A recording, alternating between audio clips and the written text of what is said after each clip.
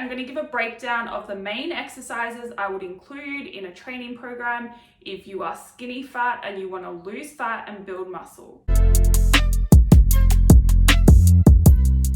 Hello, welcome back to my channel. My name is Jodie and I help you change your beliefs so you can change your body, your health, and your life. A massive disclaimer to start. This video is very simplified. I get asked all the time, can you write a list of exercises that we should do?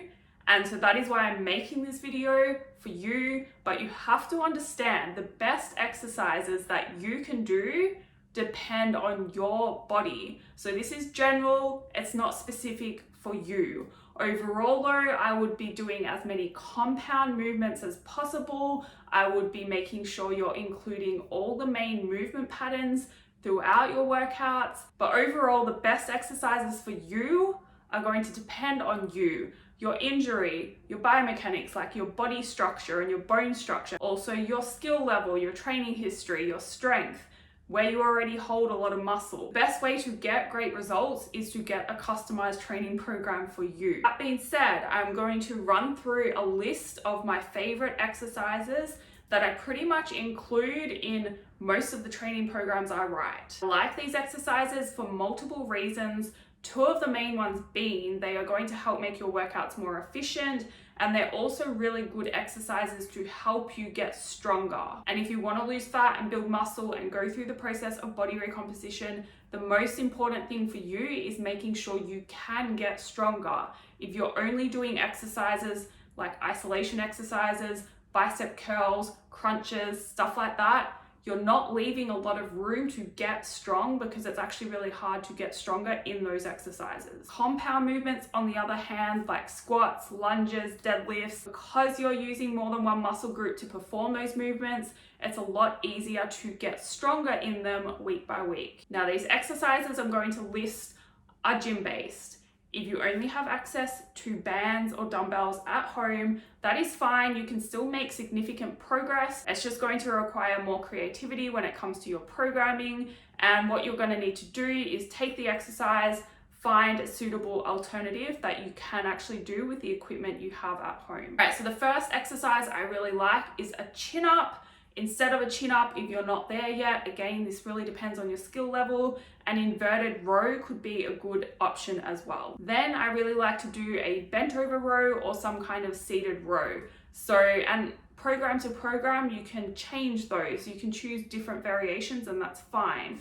But overall, you want to be doing some kind of vertical pull and some kind of horizontal pull every program. One program can't last you forever. It's probably going to last you 4 to 6 weeks. And if you want to keep making progress and keep getting stronger, you are going to need to start a new training program that builds on the previous one. So once you've got the pull movements covered, you need to cover the press movements. So for these, I like to do a dumbbell bench press and a dumbbell shoulder press. Could do it with barbells though as well. So when it comes to your core, I really like doing a range of exercises here, especially including some stability exercises like a Pallof press and a side plank, but then you also want to do some full range of motion exercises like hanging leg raises, leg lowers, cable crunches. Now when it comes to your glutes and your legs, this is where there's a lot of options, but you want to definitely be doing some kind of hip hinge, some kind of squat, and some kind of lunge. For glutes, I really like doing a hip thrust and a Romanian deadlift.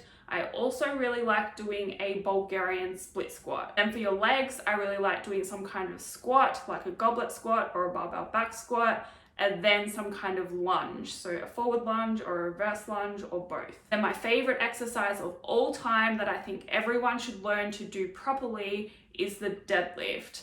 Now, I know a lot of people are scared to do a deadlift because they've hurt their back in the past or they've heard of people that have hurt their back, and it is very common to get this exercise wrong and get injured from it, especially if you go too heavy before you're ready for it. You're doing a deadlift, you need to make sure you are feeling it in your legs and your glutes most of all, and not feeling it in your back so much. And you want to see it as a push movement, so you're pushing the weight up rather than pulling it up with your upper body. I'll probably do a deadlift tutorial video in the future, but in the meantime, you should start with a deadlift variation that you are able to do safely. So if you've never done a deadlift before, I would never program you a conventional deadlift. You want to start with something like a sumo kettlebell deadlift. And really all it is picking something up off the floor, but in a safe way that uses your legs and doesn't use your back. And with all these movements, you need to make sure you are doing them properly. You need to make sure you are feeling them